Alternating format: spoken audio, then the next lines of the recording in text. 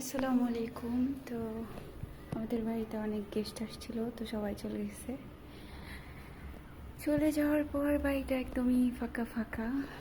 তো দেখতেই পাচ্ছেন সব কিছু এলোমেলো,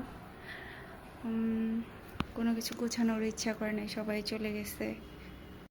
চলেন তাহলে আজকে রুমগুলো একটু গুছিয়ে তারপর ভিডিও দিচ্ছি। তো লেটস গো।